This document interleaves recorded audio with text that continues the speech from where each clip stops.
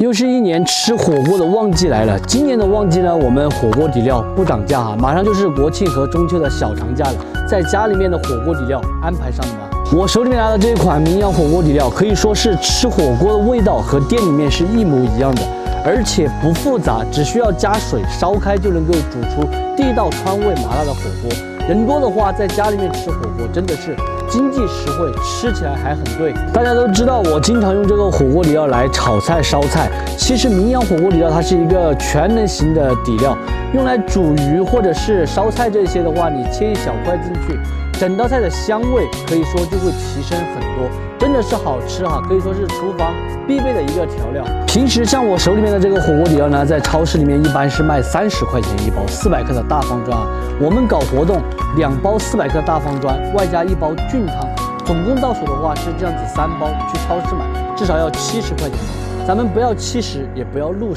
只要40.8就给你们包邮到家，这样子的3包。喜欢的朋友可以点下方小黄车购买。